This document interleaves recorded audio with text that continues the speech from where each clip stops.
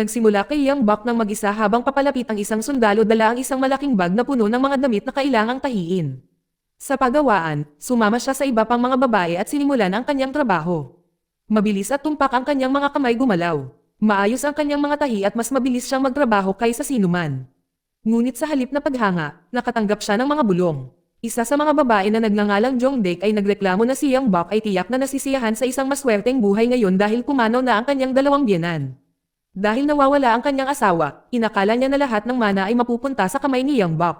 Patuloy na nagrereklamo si Jongdaek, sinasabing hindi ngumingiti si Yang at laging mukhang galit. Natigil lamang ang kanyang pagrereklamo nang sabihin sa kanya ng isa pang babae, si Gyeongja, na tumigil na. Dito natin nalaman ang katotohanan sa likod ng katahimikan ni Yang Bak. Ilang taon na ang nakalilipas, ang kanyang nakatatandang kapatid na babae ay kinuha bilang sapilitang paggawa ng militar ng Hapon. Muntik nang maging isang comfort woman si Yang Bak. Para protektahan siya, pinilit siya ng kanyang mga magulang na magpakasal sa edad na 14. Minadali ang kasal at hindi na niya nakilala ang kanyang asawa pagkatapos. Noong panahong iyon, nag-aaral siya sa Japan at hindi na bumalik. Matapos makamit ng Korea ang kalayaan, isa-isa, pumanaw ang kanyang mga magulang at ang kanyang mga biyenan. Si Yang Bak ang humawak ng bawat libing ng mag-isa. Ngayon siya ay namumuhay ng mag-isa at tanging iisa lamang ang pag-asa, ang asawang hindi niya nakita sa loob ng 5 mahabang taon. Hindi siya ngumingiti dahil napakabigat ng buhay, hindi dahil siya ay malamig o malupit. Isang gabi, pagkatapos ng mga taon ng kawalan ng katiyakan, tinitigan niya ang tanging larawan niya. Wala siyang alaala sa tunay na mukha nito, ngunit biglang nagbago ang tadhana. Isang lalaki ang lumitaw sa kanyang pinto. Binasag ng sandaling iyon ang maliit na kapayapaang taglay niya. Ang lalaki ay si Sorim, ang kanyang asawa, at hindi siya nag-iisa. Sa tabi niya ay nakatayo ang isang buntis na Haponesa. Ang pagkabigla ay labis na nakakagulat. Nahihiya at nasasaktan, si Yang Bak ay nagkunwaring nagpapatuloy sa kanyang mga gawain na parang walang nangyayari.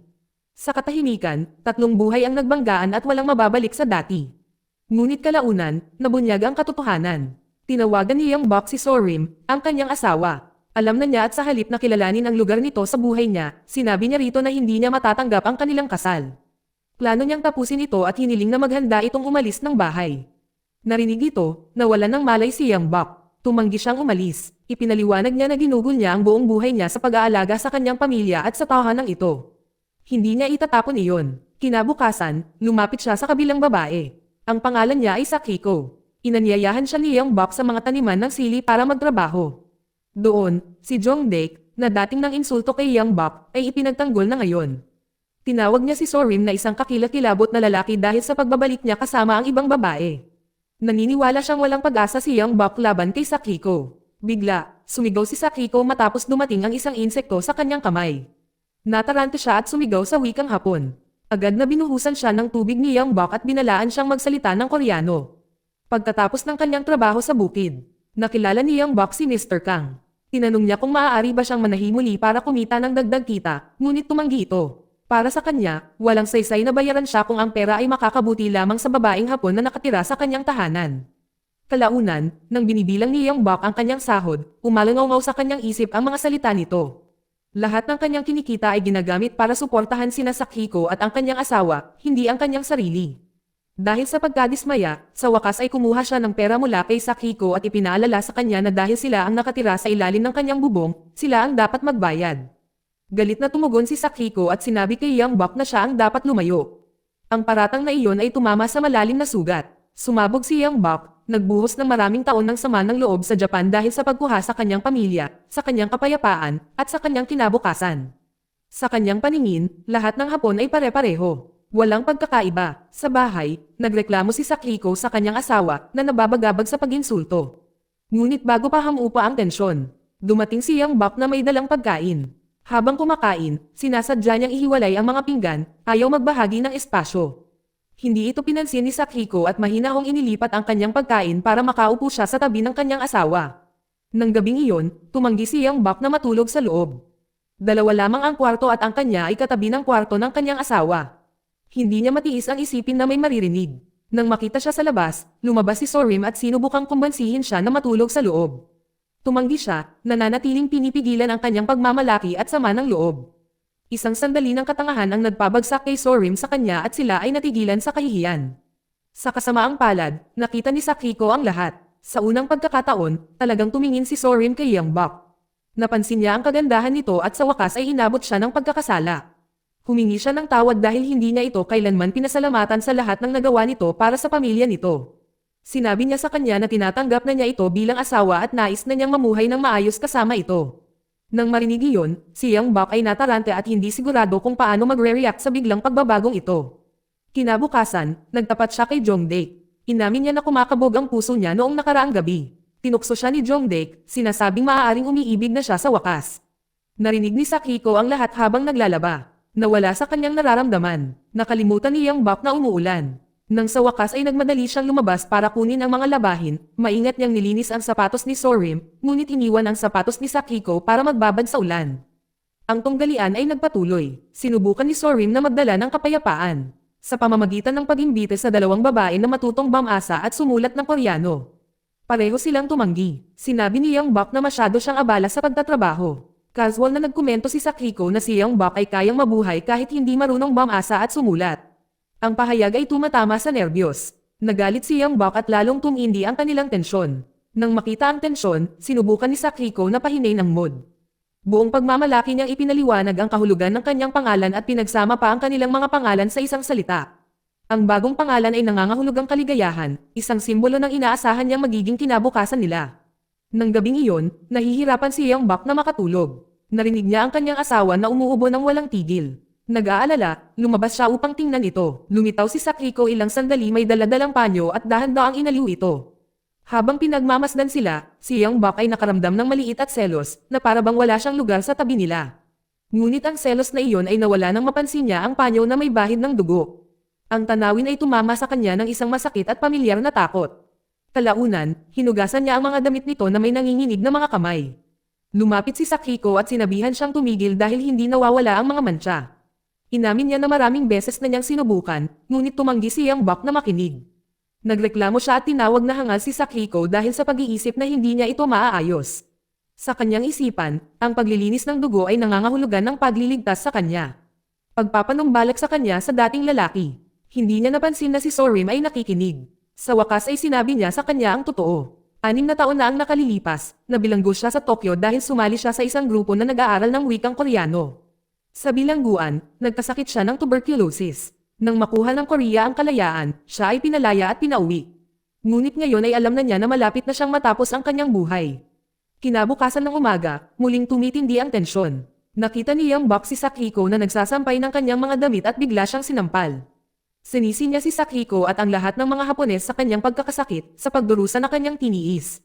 Nanindigan si Sakiko at sinabing hindi siya isang kabit. Pagkatapos ay may sinabi siyang hindi inaasahan. Naiintindihan niya ang galit ni Young Bok dahil minsan niyang naramdaman ang parehong kapitan. Minsan din niyang gustong saktan ang isang tao. Ngunit sa huli, pareho silang narito dahil natatakot silang mag-isa at parehong gusto manatili sa iisang lalaki.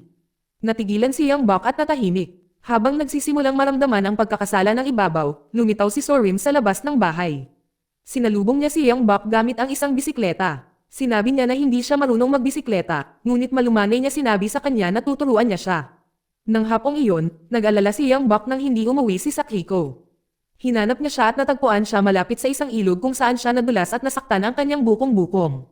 Kahit na matapos ang lahat, tinulungan siya ni Young Bok at maingat na binalot ang kanyang pinsala. Tiningnan din niya ang sanggol at inilagay ni Sakiko ang kamay ni Young Bok sa kanyang tiyan upang tiyakin sa kanya na maayos ang sanggol.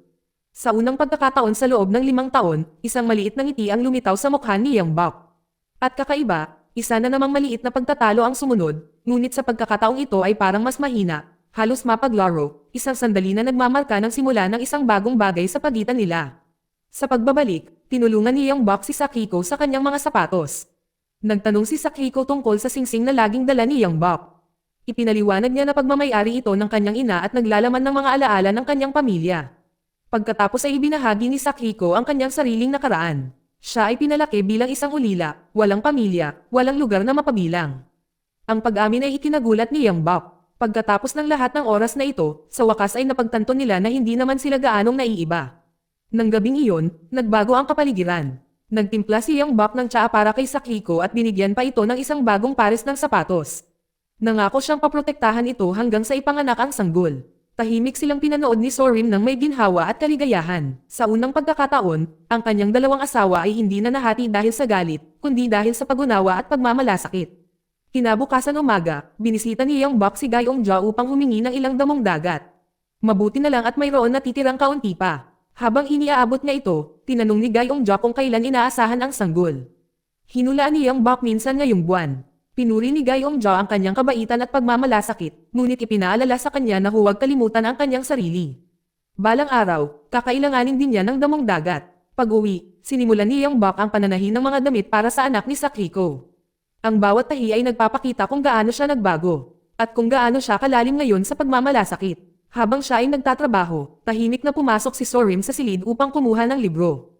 Nag-alangan si Yang Bak, gustong magsalita, ngunit ang mga salita ay mabigat. Nang tumalikod na siya upang umalis, tinipon niya ang lakas ng loob na kanyang pinipigilan na.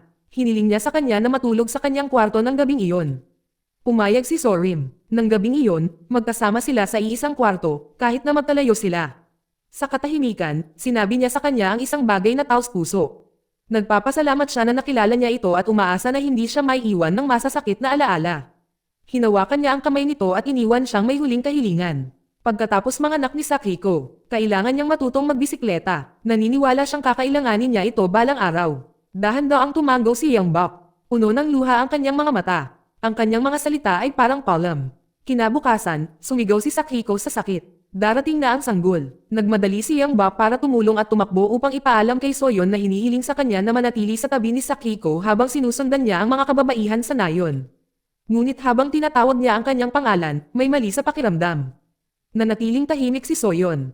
Noong una inakala niyang nakatuon ang lalaki sa pagsusulat, ngunit nang tumingin siya ng mas malapitan ay napagtanto niya ang katotohanan.